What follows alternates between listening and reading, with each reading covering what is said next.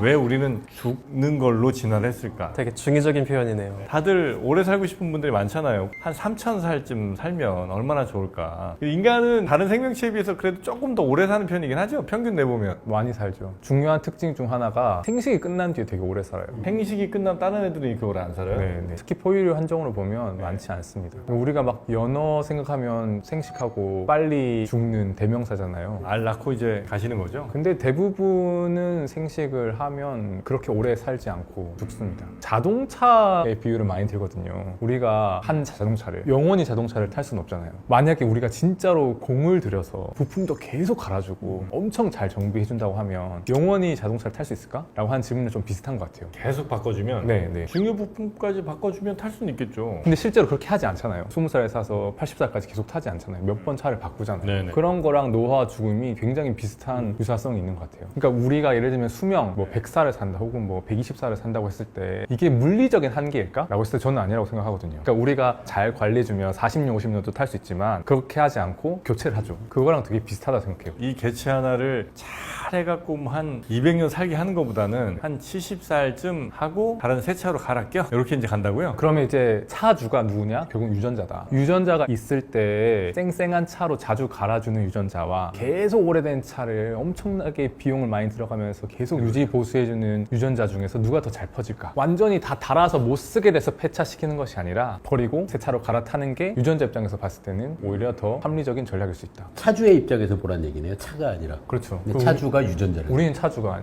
그러니까 그렇게 따지면 진짜 말씀하신 것처럼 뭐 40 내지 50쯤에 보내는 게 딱 좋잖아요. 그 정도면 이제 생식 기능이 이제 끝났다고 보면. 근데 우리는 그래도 꽤 살면 뭐 한 100살까지 살지 않습니까? 근데 그거는 우리가 늘린 거 아니에요? 자연적으로 유전자가 필요로 했던 건 말씀하신 것처럼 4, 50 정도였을 텐데 인간의 의학 기술을 통해서 그걸 늘린 거 아니에요? 저도 어제 그렇게 본 것 같아요. 과거에는 또 세대도 짧아갖고 40 정도 되면은 뭐 손주 손녀 보고 5, 60이면은 더 이상 살진 않았죠. 지금은 그 수명이 늘어난 거예요. 우리가 늘린 걸 수도 있지만 최대 수명이 그래도 생식하고 나서 운이 좋으면 뭐 감염이 안 되거나 뭐 암에 안 걸리면 꽤 오래 살 수 있거든요. 예전에도? 예전에 혹은 지금도 현재도 비문명 사회들이 있으니까. 근데 여기에 대해서 많이 얘기하는 게 할머니 가설이에요. 왜냐면 결과적으로는 유전자의 관점에서 보면 생식이 끝난 개체는 아무런 쓸모가 없어요. 자동차를 비유하자면 이동을 못하는 차는 아무런 쓸모가 없잖아요. 그러니까 이동이랑 생식을 비유하자면 그래서 생식이 끝난 이후의 시기를 자연 선택의 그림자라고 표현하거든요. 여기서는 유전자가 뭘 하더라도 아무런 의미가 없어요. 유전자가 이 그림자 속 생식이 끝난 시기에는 개체에게 도움을 줘도 이 유전자가 퍼지는데 아무런 도움이 안 되잖아요.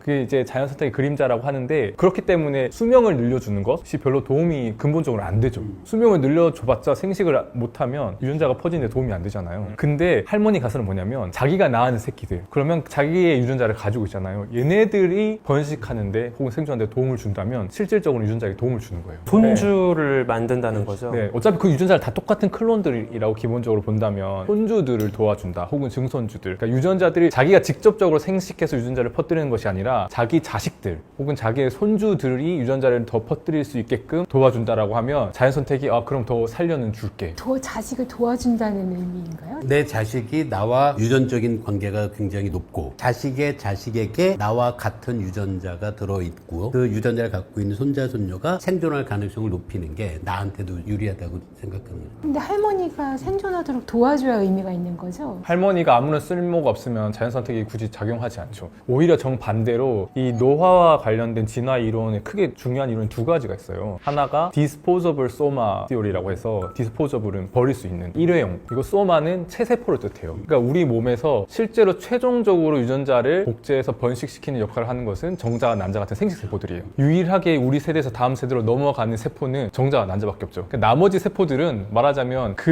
미션을 달성하는데 도움을 주고 나면 버리는 거예요. 그러니까 죽음이라고 하는 것이 결국은 미션 컴플리트 한 다음에 체세포들이 버려지는 거죠. 그게 이제 disposable soma theory라고 하는 것이고 또 한 가지는 antagonistic pleiotropy라고 하는 길항적 다면 발현 이론인데 이게 뭐예요? 이 말이 어려운데 쉽게 말하면 자연 선택의 그림자가 있잖아요. 젊었을 때 생식할 때까지의 시기 동안 우리 몸에 도움이 되는 유전자가 있어요. 근데 이 유전자가 늙고 나면 생식이 끝나고 나면 우리 몸을 해롭게 해요. 병에 걸리게 하고 그런 유전자가 있다고 해도 그게 이게 계속 유지된다는 얘기구나. 유지되는 정도가 아니라 퍼지죠. 아, 그러네.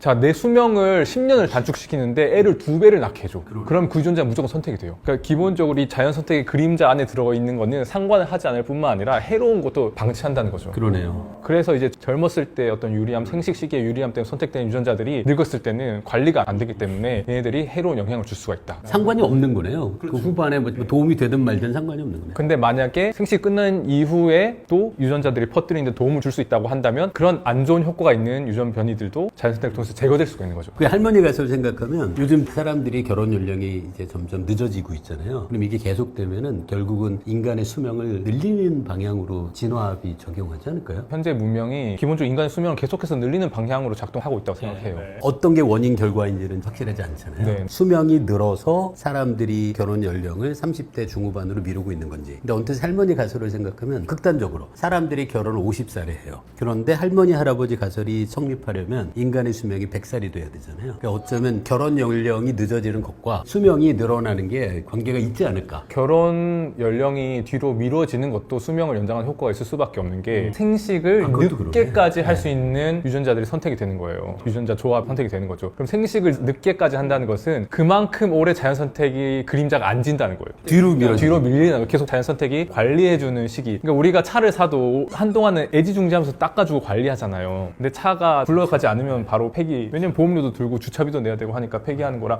되게 비슷해요. 차 비유 제가 재밌게 들었는데 생각해보니까 우리는 차주가 죽으면 죽었다고 하지 차를 폐차하면서 죽었다고는 안 하잖아요. 이 처음 가정이 왜 우리는 죽는 걸까라고 얘기하는데 차주인 유전자의 입장에서 보면 죽는 게 아닐 수도 있는 거 아닌가요? 안 죽는 거예요 우리? 그러니까 우리가 유전자가 아니니까. 우리는 차주가 아니잖아요, 사실. 차일 뿐이고 네. 생식에 도움되는 유전자가 나중에 나를 공격한다는 거 그게 저는 아주 좋은 것 같은데 예를 들면 미인 방명도 약간 그런 거 아니에요? 미인 유전자가 짝짓기에 도움이 많이 될 거 아닙니까? 상대에게 성적 매력이 굉장히 높은 편이죠? 일찍 선택돼서 일찍 아이 낳고 일찍 가시는 그런 사이클을 가는 건 아닌가. 그런 유전자가 있다면 그게 유지가 선택돼야겠죠. 그렇죠. 아, 이 생식에 도움되는 유전자가 재밌네요. 나중에 그 개체를 공격한다? 아, 이거 굉장히 좀 흥미로운 얘기네요. 생식하는 시기에 여러 가지 도움이 되는 유전자들이 나중에 해를 끼친다고 하더라도 자연 선택은 걔네들을 퍼뜨린다. 아, 나중에 해가 되더라도 퍼뜨린다. 혹시 생식을 많이 하면 할수록 또 빨리 하면 할수록 더 수명도 단축되는 건가요? 그것과 관련된 아주 유명한 우리 한국에서 나온 연구 사례가 조선시대 내시 연구입니다. 내시 연구는 뭐예요? 커런트 바이올로지라고 해서 되게 좋은 저널에 나온 건데 조선시대 내시들이 있었고 내시들은 거세를 하잖아요. 보면 왕이 평균 수명이 40대 후반 정도의 평균 수명인데요. 당시에 조선시대임에도 불구하고 내시의 평균 수명이 한 70살 정도 됐을 거고요. 100살 넘게 산 그 당시에 현대의학이 없는 시절에도 내시들도 여러 명 있었다라고 기록이 있습니다. 원래 사실은 이전에 유명한 연구 결과가 제가 연구한 예쁜 꼬마 선충에서 나왔어요. 예쁜 꼬마 선충에서 이 생식 세포를 만들어내는 말하자면 줄기세포를 제거하면 수명이 2배로 늘어요. 아, 생식 세포를 제거하면 네, 생식 세포 만들어내는 줄기세포를 제거하면. 그 예쁜 꼬마 선충을 내시로 만들면 오래됐네.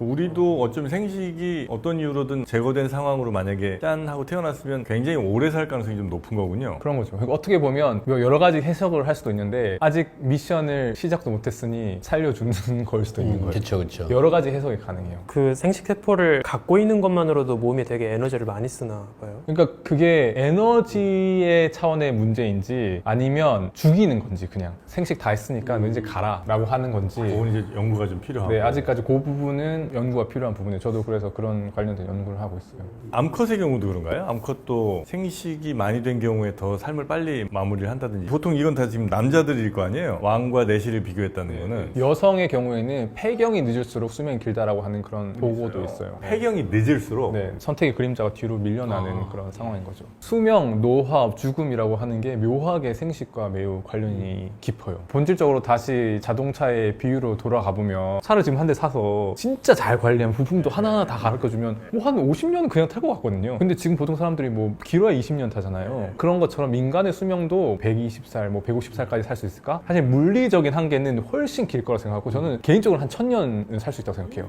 한계는. 진짜요? 물리적인 한계는. 우리 몸이 바꾸면 되는 네. 거 아니에요? 고장 날 때마다 모든 장기도 바꾸고. 그렇죠. 바꾸니까 그런 거죠. 잘 바꾸어주면 네네, 뭐 잘 바꿔주고 잘 고쳐주면 저는 1000년 그냥 이건 저의 개인적인 건데 바꿔준다는 게 사실은 나이가 점점 들어갈수록 바꾸는 거에 한계도 사실 더 심각해지잖아요. 그러니까 정말 세포 수준에서 미세하게 모든 걸 바꿀 수 있는 그렇죠. 근데 기술이 존재하면 그럴 실제로 그런 생물들이 있어요. 히드라 같은 같은 생물들은 영생하는 걸로 유명해요. 얘네들은 계속 관찰해도 안 죽어요. 근데 이 히드라 같은 경우에는 노화 연구계에서는 이 영생의 상징 같은 존재인데 몸의 거의 절반이 줄기세포라고 알려져 있어요. 히드라가 어떻게 생겼지? 오징어 이렇게 세워놓은 것 같이 생겼던가요? 그 통이 있고 이렇게 촉수만 이렇게 그렇죠, 그렇죠. 있잖아요. 그 친구죠. 말씀하신 것처럼 줄기세포라고 하는 것이 끊임없이 세포를 갈아 끼워주는 애기 때문에 몸 전체가 계속해서 새로운 세포로 교체되고 있어요. 그러니까 걔네들은 그런 영생할 수 있는 생식 안 해요? 걔 생식하죠. 되게 중요한 포인트인데요. 무성생식이랑 유성생식을 해요. 둘 다예요? 둘 다 해요. 둘 다요? 네. 저희 연구실에서 지금 해파리를 연구하는데 해파리랑 히드라랑 이제 가까운 친척인데 우리가 아는 이 해파리 둥둥 떠있는 해파리 있잖아요. 걔네들은 유성생식을 해요. 얘네들이 우리가 바위에 폴립이라고 해서 조그마한 새끼가 있어요. 폴립이 변태를 하면 우리가 알고 있는 메두사라고 불리는 상태의 해파리가 되는데 이 폴립 시기는 무성생식을 해요. 근데 저희 실험실에서 지금 폴립을 키우고 있거든요. 걔들이 어린애들에 해당하는 거 아니에요? 근데 그렇죠. 말하자면 어렸을 땐 무성생식. 근데 어렸을 때라고 하기보다는 인생에 완전히 두 개의 다른 단계가 있는 것 같아요. 두 개의 삶의 형태가 있는데 하나의 형태는 고착형이고 무성생식하는데 얘는 저 연구실에서 바다에서 잡아온 거 지금 키웠는데 2년 넘도록 완전 그냥 쌩쌩하거든요. 그걸 계속 무성생식 번식하고 폴립 상태로 있는 폴립 애가. 상태로 있는데 근데 이 메두사 상태로 유성생식하는 단계로 바꾸면 확실히 비실비실하고요. 최대 수명이 1년 좀 넘는 걸로 알려져 있어요. 히드라? 아니 해파리. 해파리 중에 해파리 중에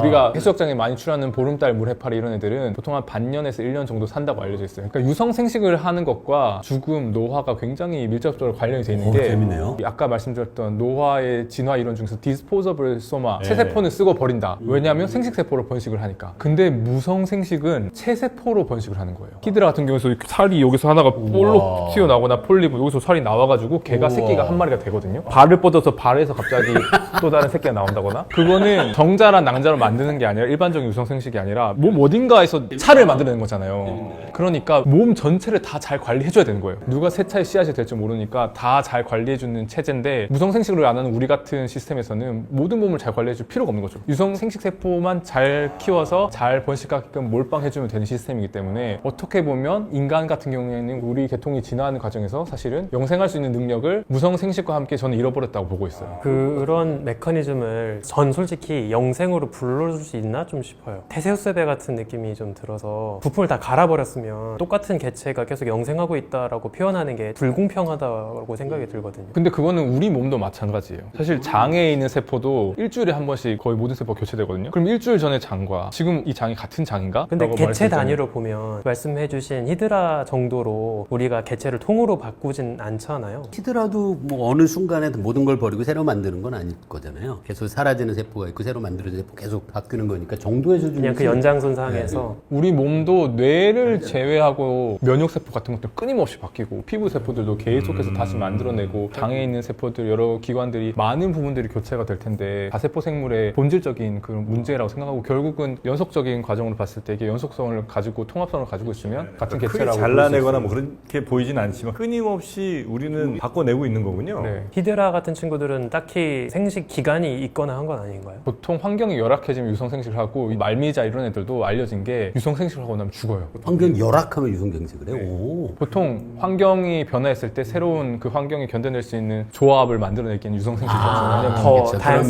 그런 말이다. 그러네요. 무성생식은 똑같은 애만 찍어냈는데 환경이 변화했을 때는 다 똑같으면 모조리 다 몰살하거나 모조리 다 번성할 텐데 신기하네요. 유성생식을 하면 변화된 환경에 적응할 수 있는 애가 나올 수 있는 확률이 더 커지죠. 아까 할머니 가설도 중요한 부분인데 제가 생각했을 때 또 중요한 게 우리의 그 먹이 사슬에서의 지위가 올라간 것도 굉장히 클 것 같아요. 그린란드 상어는 400년, 500년 산다고 알려져 있거든요. 맞아요. 그 다음에 이제 막 100년, 200년 산다고 알려져 있는 무슨 개, 거북 이런 애들 보면 포식자가 별로 없어요. 기본적으로 환경이 계속 변화하기 때문에 똑같은 숫자의 자식을 낳는다고 했을 때는 긴 시간 동안 분산 투자해서 애를 낳는 게 낫지 2025년에 한 방에 낳았는데 그 해가 흉년이에요. 다 없어지는 거잖아요. 근데 만약에 내가 내일 독수리한테 잡혀먹을지 모르고 1년 뒤에 생존할지 가망성이 그렇게 높지 않다면 분산 투자 자체가 불가능하잖아요. 그러니까 포식자가 포식압이 높으면 높을수록 빨리 생식에 그냥 에너지 몰빵하고 몸이 상하든 말든 투자를 하고 그 다음에 새끼를 낳으면 죽어도 그게 더 효율적인 전략인 거죠. 근데 포식자가 없으면 결국은 오랫동안 분산 투자하는 방향으로 진화를 할 수 있다. 생물이 물리적으로 가지고 있는 최대 수명이 있을 텐데 다들 그것보다 훨씬 더 짧은 수명을 진화적인 이유로 살고 있다. 그래서 예쁜 꼬마 선충 노화 연구에서 아주 전설적인 연구가 유전자 하나를 돌연변을 시켰는데 수명이 2배로 늘어나요. 무슨 유전자예요? 인슐린 수용체 유전자예요.